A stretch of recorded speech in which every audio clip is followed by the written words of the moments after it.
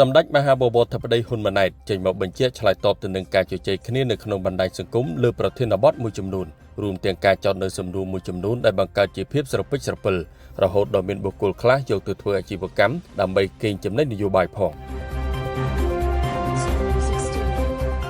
សម្ដេចមហាបវរធិបតីហ៊ុនម៉ាណែតនាយករដ្ឋមន្ត្រីនៃព្រះរាជាណាចក្រកម្ពុជានៅរសៀលថ្ងៃទី9ខែកញ្ញាឆ្នាំ2025នេះតាមរយៈបណ្ដាញទំនាក់ទំនងសង្គមផ្លូវការបានបង្ហោះសារដែលមានខ្លឹមសារយ៉ាងដូចនេះថាដោយសារមួយរយៈនេះដែលឃើញមានការជជែកគ្នានៅក្នុងបណ្ដាញសង្គមលើប្រធានបទមួយចំនួនរួមទាំងការចោទនៅសំណួរមួយចំនួនដែលបង្កើតជាភាពស្រពេចស្រពិលរហូតដល់មានបុគ្គលខ្លះយកទៅធ្វើអាជីវកម្មដើម្បីកេងចំណេញនយោបាយផងខ្ញុំសូមយកឱកាសនេះបញ្ជាក់ដោយសង្ខេបទី1ហេតុអ្វីរាជរដ្ឋាភិបាលស្ងាត់ស្ងៀមម្លេះ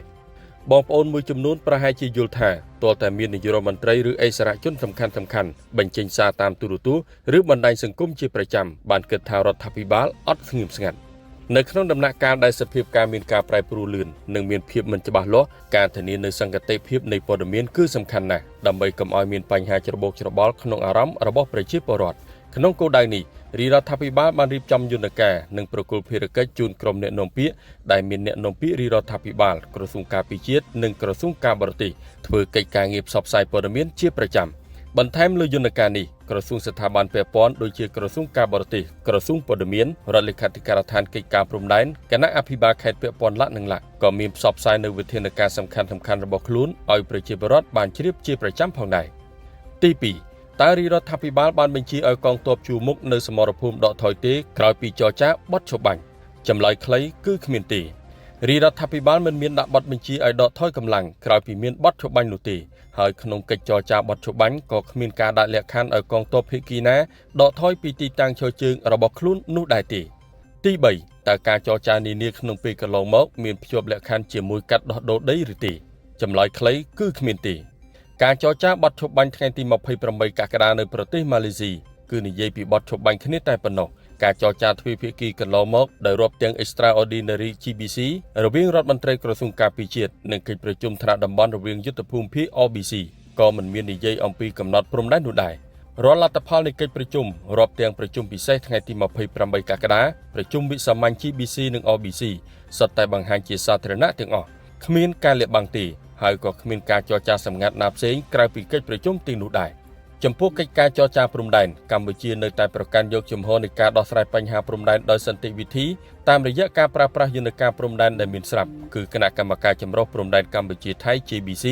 ដោយផ្អែកលើមូលដ្ឋាននៃកិច្ចព្រមព្រៀងរវាងកម្ពុជានិងថៃដែលមានជាធរមានសន្ធិសញ្ញាពាក់ព័ន្ធនិងច្បាប់អន្តរជាតិទី4តើរដ្ឋាភិបាលក្រសួងការពារជាតិអត់មានជួយអ្វីដល់កងទ័ពជួរមុខទេបានជាឃើញតែសប្បុរសជនជួយចម្លើយខ្លីគឺរាជរដ្ឋាភិបាលមិនដែលបោះបង់ការទទួលខុសត្រូវរបស់ខ្លួនចំពោះបងប្អូនអវរៈកងទ័ពវរៈនគរបាលជាតិនិងប្រជាពលរដ្ឋដែលរស់នៅក្នុងតំបន់ប៉ះពាល់ដោយសារការប្រយុទ្ធគ្នាឬមានការបំពានផ្សេងនោះទេ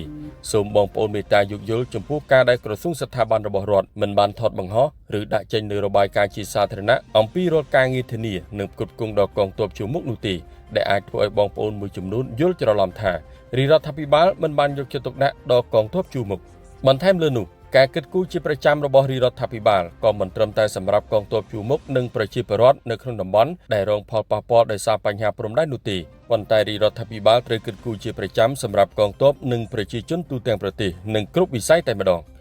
ជាមួយគ្នានេះខ្ញុំសូមធ្វើការថ្លែងអំណរគុណចំពោះបងប្អូនប្រជាពលរដ្ឋទាំងអស់ដែលមានទឹកចិត្តស្នេហាជាតិនិងគាំទ្រដល់កងកម្លាំងជួរមុខរបស់យើងតាមរយៈការជួយឧបត្ថម្ភគាំទ្រជាស្បៀងអាហារសម្រាប់មធ្យោបាយដល់កងទ័ពជួរមុខរបស់យើងបន្ថែមលើអ្វីដែលរាជរដ្ឋាភិបាលដោះស្រាយជូនរាជរដ្ឋាភិបាលតែងតែស្វាគមន៍នូវស្មារតីសាមគ្គីជាតិខ្មែរជួយខ្មែរនេះតាំងតែពីមុនផ្ទុះអាវុធកាលពីថ្ងៃទី24កក្កដាមកម្លេះពេលនេះជាពេលលំបាកដែលយើងត្រូវរួបរวมសាមគ្គីគ្នាជួយគ្នាដើម្បីរួមគ្នាដោះស្រាយបញ្ហាខ្ញុំសង្ឃឹមថាការបញ្ជាក់ដោយខ្លីប៉ុន្មានចំណុចខាងលើនឹងអាចដោះស្រាយចម្ងល់មួយចំនួនដែលខ្ញុំបានឃើញតាមបណ្ដាញសង្គមនៅពេលកន្លងមកហេតុដូច្នេះខ្ញុំសូមបងប្អូនប្រជាពលរដ្ឋជនរួមជាតិទាំងអស់ជឿទុកចិត្តលើរាជរដ្ឋាភិបាលដែលបាននឹងកំពុងធ្វើកិច្ចការងារយ៉ាងសកម្មក្នុងការស្វែងរកដំណោះស្រាយបញ្ចប់បញ្ហាឲ្យបានឆាប់រហ័សដើម្បីឧត្តមប្រយោជន៍របស់ជាតិនិងប្រជាជនបើទោះជាកិច្ចការជាច្រើនមិនត្រូវបានផ្សព្វផ្សាយជាសាធារណៈដែលមើលទៅហាក់ដូចជាមានភាពស្ងៀមស្ងាត់ពេកក៏ដោយ